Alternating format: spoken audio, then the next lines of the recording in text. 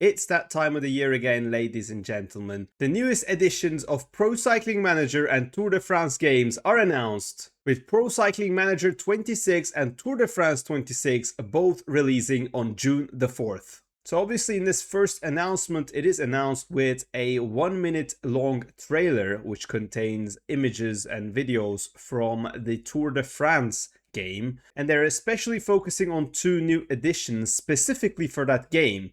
One of them is the realistic dynamic weather, which is pretty cool in my opinion, and the new Montmartre stage in the game itself. But as you can see by the trailer playing behind me, these are specifically for the Tour de France game. What about Pro Cycling Manager? Well, let's dive deep together. Just want to mention, these are my honest views, and this video is not affiliated or sponsored by anyone from developers or anything else. Just a guy who loves playing Pro Cycling Manager and wants to see good improvements on it. Only thing we have right now is the store page in Steam and a few screenshots. So let's have a look together here in the Steam page. So we've got this dev blog which starts with welcome in 2026. And we also have about this game section talking about the main features. Well, if you look at about this game section, the first thing we see is about season planning. And that is kind of disappointing for me. Especially we had a very major update in the last game, the graphics engine. And now having the headliner for PCM 26 is about season planning is quite disappointing.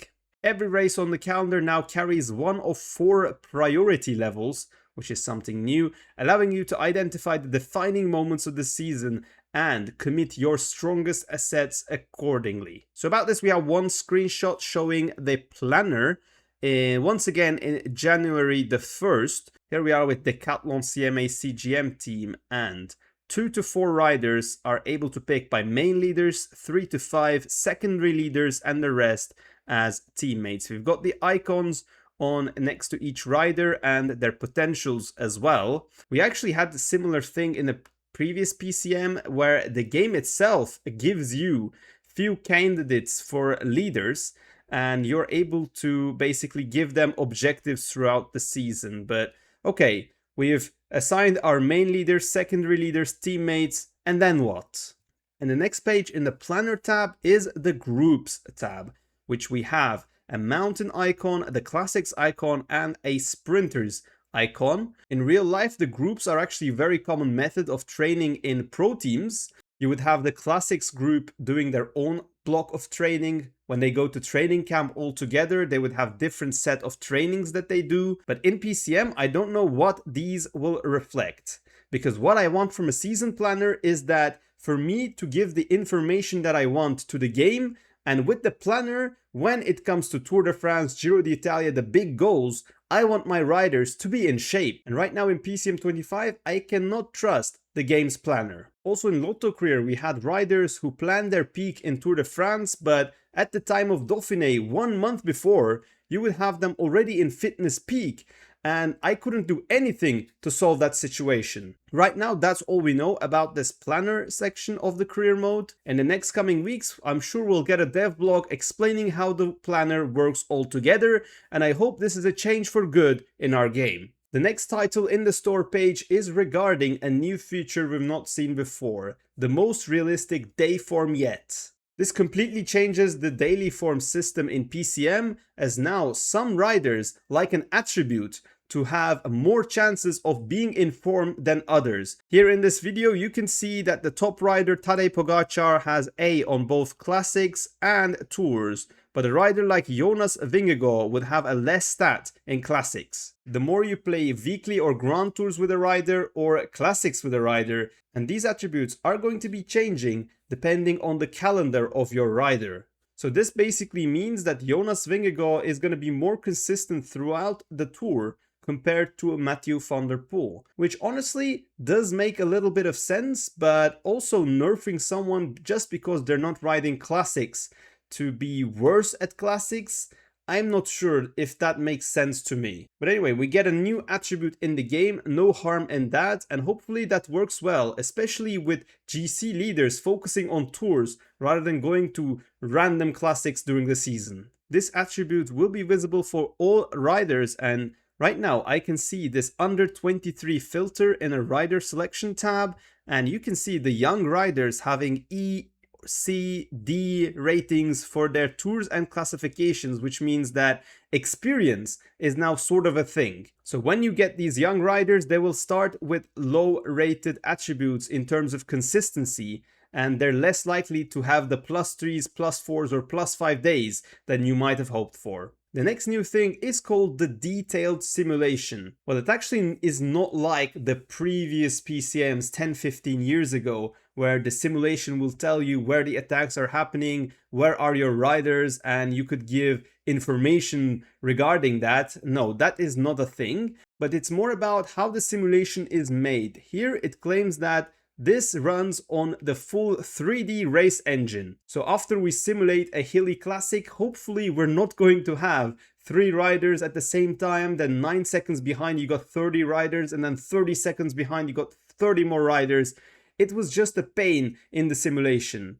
And in terms of sprints, all the time the best sprinter won. Just the fact that it will provide more realistic race scenarios in simulation will make it so much better for us career mode players. And what about the previous simulation? Well, it still stays in the game, but it's now called Instant Result. But let's be honest, I think I will not be using Instant Result at any part of the career mode. So that's the main features for career mode. In my opinion, it's just way too little. I hope there will be more improvements in the transfer season, the salary system, and the development of young riders. No mention of them just yet, but you never know when the game comes out. Also, no mention of the gameplay at all. We've got some screenshots here. Compared to the previous editions, I don't really see much change here. And actually, one bad thing is that they're advertising Montmartre stage in the trailer. Here, I can see the stage 21 of Tour de France, and it is the same Champs-Élysées stage without Montmartre. So it's down to us community stage makers to make it once again. So next up in the Pro Cyclist, we've now got the option to start with a real rider. We had this option in the previous Pro Cycling Managers. Using an editor, you could be able to change to a real rider to play Pro Cyclist. But this will be much better now it is game supported.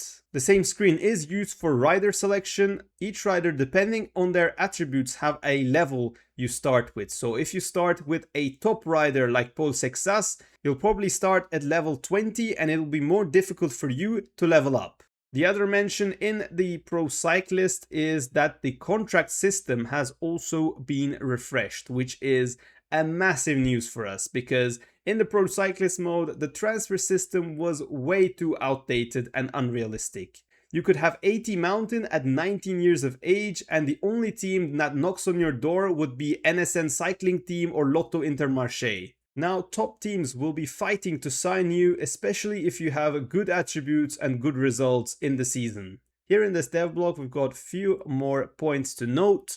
Added the option to hide the potential of young riders, which might be cool for some of you guys that want to play without seeing the potentials. At the end of their careers, former riders are suggested for your staff and can be recruited. That's a nice change, nice add-on, but nothing too major. Ability to change team's nationality during the off-season, which is also pretty good, with multiple sponsorship deals that you can do. To be able to change the team's nationality was kind of needed. Participation in national team races is now optional, and a better display of groups in the race UI, which I'm looking at the race UI right now, I don't really see much of. You still see A1, Peloton, E1, maybe it's subject to change, I don't know. But unfortunately, that is about it. And yeah, my honest review, I already went through all the notes, giving you my honest review, but generally, it's just not enough for a new release.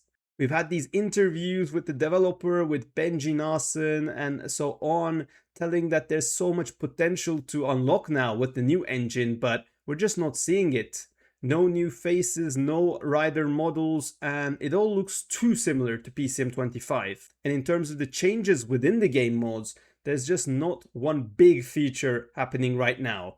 Season planning, it just changes every time, but it never able to give us what we want. Stuff like rider progression, transfers, the gameplay. I mean, the gameplay is a bit of a black box at the moment because right now we just don't know what the gameplay will involve. In PCM 25, finishes with downhills and especially finishes with small uphills are just way too easy to win right now.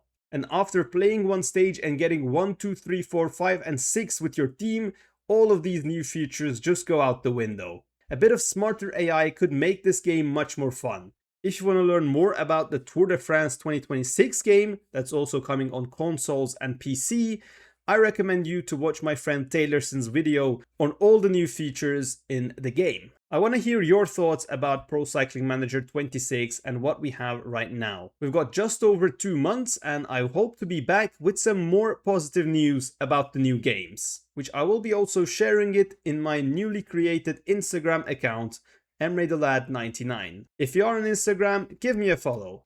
But until then, goodbye.